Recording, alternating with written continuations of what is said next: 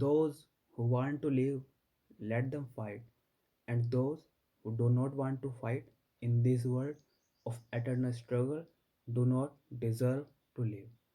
जो जीना चाहते हैं उन्हें जीने दो, और जो अनंत संघर्ष वाली इस दुनिया में लड़ना नहीं चाहते उन्हें जीने का कोई अधिकार नहीं है। ये थॉट्स थे the dictator, the Führer Adolf Hitler के। Hello everyone, I am Mohit and welcome to my channel. आज के इस वीडियो में हम एडोल्फ हिटलर की बायोग्राफी के बारे में डिस्कस। हिटलर का जन्म 20 अप्रैल 1889 में ऑस्ट्रिया के एक गांव में हुआ था। यह अपनी माता पिता की चौथी संतान थे। जो हिटलर के पिताजी थे वो उनको सिविल सर्विसेज में भेजना चाहते थे, जबकि उनके विचारों के विपरीत जो हिटलर थे वो पेंटर बनना चाहते थे। 1903 में इनके पिताजी और 1906 में इनकी माता की मृत्यु हो गई थी। अपनी माता पिता की मृत्यु का इन पर बहुत ही बुरा प्रभाव पड़ा और ये धीरे धीरे गरीबी के जाल में जकड़े जा रहे थे। इन्होंने अपनी स्टार्टिंग में काफ़ी स्ट्रगल किया, बट वो कहते हैं ना, एक पॉइंट आता है जिसके बाद बंदा ऊपर ही उठता है। तो हिटलर की लाइफ में भी वह एक पॉइंट आया। 1914 को फर्स्ट वर्ल्ड वॉर स्टार्ट हो जाती है, जिसमें हिटलर वॉलंटरी करते हैं। अब जो हमारे हिटलर होते हैं वो रनिंग बहुत तेज करते हैं, जिस कारण उनको एक मैसेज को दूसरी जगह फॉरवर्ड करने का काम दिया जाता है। बट रिजल्ट तो हम पहले वीडियो में डिस्कस कर ही चुके हैं कि फर्स्ट वर्ल्ड वॉर में जर्मनी की करारी हार होती है और जर्मनी को बहुत ही अपमानजनक एक वर्साई की संधि करनी पड़ती है। जो जर्मन मिलिट्री होती है उसको लिमिट कर दिया जाता है 1 लाख तक ही, और जर्मनी पर काफ़ी जुर्माना लगाया जाता है कि उसको ही जिम्मेदार ठहराया जाता है फर्स्ट वर्ल्ड वॉर का, और उससे जुर्माना वसूल किया जाता है।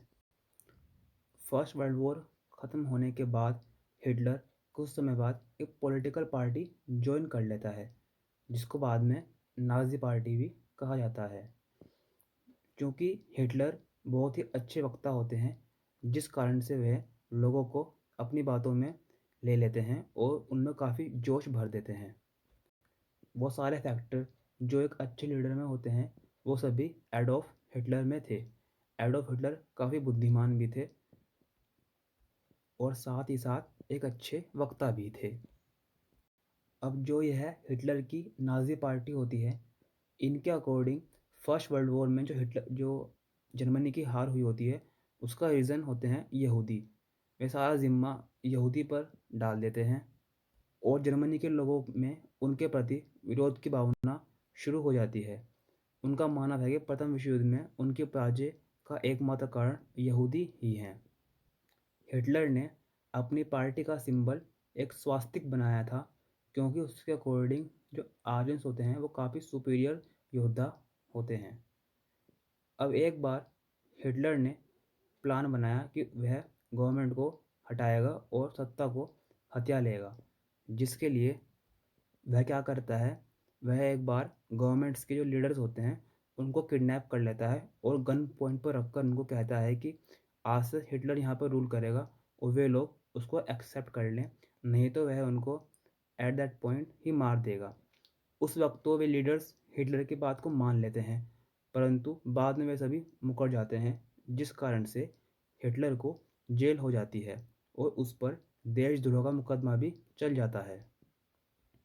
उस वक्त सबको यह लगा कि हिटलर की पार्टी अब ख़त्म हो जाएगी, परंतु यह तो हिटलर के एक राजनीतिक जीवन के भविष्य की शुरुआत थी। इटली के फांसीवादियों की तरह नाज़ियों ने भी सशस्त्र स्वयंसेवक तैयार कर लिए थे, जिन्हें एसए कहा गया। ये वहाँ की एक फोर्स थी। ये आमतौर पर भूरे वस्त्रधारी होते थे।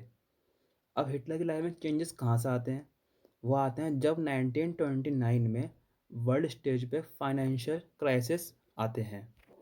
अब जब वर्ल्ड स्टेज पे फाइनेंशियल क्राइसिस आते हैं तो उस वक्त जो अमेरिका जर्मनी को लोन भी प्रोवाइड कर रहा होता है वह भी वापस बुला लेता है। अब इससे जर्मनी की हालत और भी ज़्यादा खस्ता हो जाती है। अब 1930 में जब इलेक्शंस होते हैं जर्मनी में, तो हिटलर की पार्टी सेकंड लार्जेस्ट पार्टी बनती है। एंड 1932 में इलेक्शन के टाइम हिटलर की पार्टी लार्जेस्ट पार्टी बनती है और वह सत्ता में आ जाती है। 1933 में फाइनली पॉल हिंडनबर्ग हिटलर को जर्मनी का चांसलर बना देते हैं। और जैसे ही हिटलर वहाँ का चांसलर बनता है जर्मनी का, हिटलर वहाँ की पार्लियामेंट को आग लगा देता है, क्योंकि हिटलर सोचता है ना ही पार्लियामेंट रहेगी ना ही उससे कोई विरोधी होगा। यहीं से हिटलर के डिक्टेटर बनने की शुरुआत हो जाती है।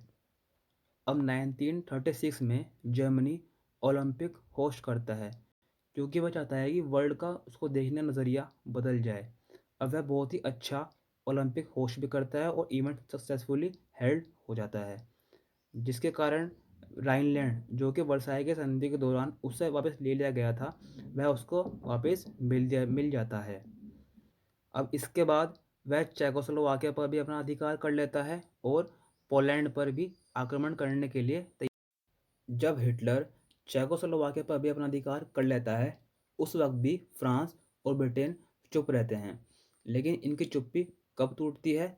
जब हिटलर पोलैंड पर अटैक कर देता है।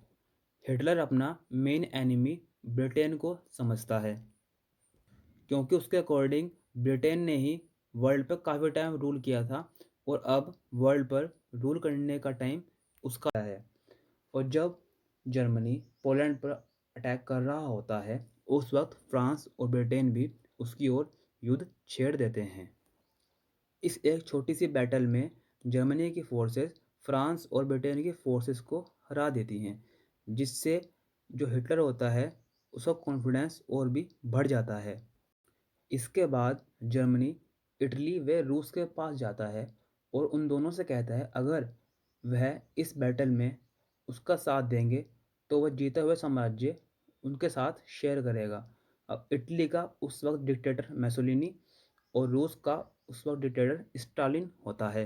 वे दोनों उसके बात मान जाते हैं। अब हिटलर धीरे धीरे ऑस्ट्रिया, चेकोस्लोवाकिया, नॉर्वे, पोलैंड और डर्बन के साथ साथ फ्रांस को भी युद्ध में जीत चुका होता है।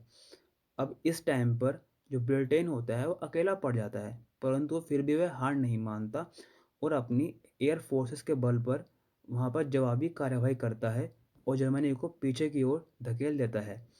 अब इस वक्त हिटलर से गलती ये हो जाती है कि वह ब्रिटेन को छोड़कर रूस पर अटैक करने चला जाता है। अब यह जर्मनी की सबसे बड़ी भूल थी। जब जर्मनी की फोर्सेस रूस में एंट्री करती हैं और लड़ते लड़ते काफ़ी अंदर तक पहुंच जाती हैं, अब उनको अंदाज़ा नहीं होता है कि रशिया कितना बड़ा है।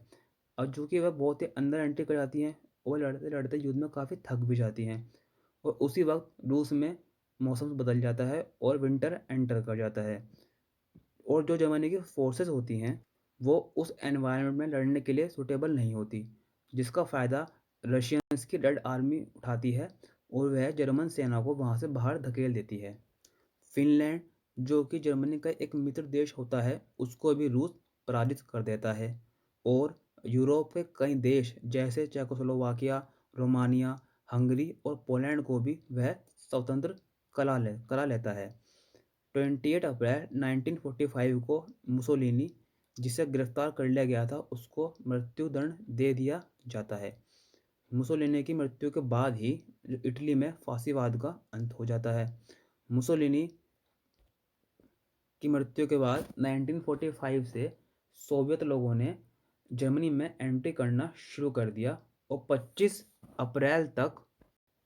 अप्रैल तक वे बर्लिन को भी घेर लेते हैं। अब 30 अप्रैल 1945 को हिटलर अपनी वाइफ और अपने कुछ साथियों के साथ आत्महत्या कर लेता है।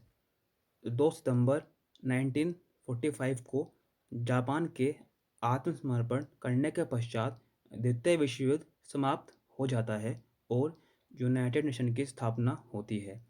जर्मनी को दो भागों में विभाजित कर दिया जाता है। ईस्ट जर्मनी को तो रशिया ले लेता है और वेस्ट जर्मनी को यूएस से अपने अधिकार में ले लेते हैं और उन दोनों के बीच एक वॉल बना दी जाती है द बर्लिन वॉर जिसे द बर्लिन वॉल के नाम से जाना जाता है। इस वीडियो में हिटलर की लाइफ से रिलेटेड सभी फैक्टर्स को कवर करने का प्रयास किया गया है। I hope you like the video. Thanks for watching.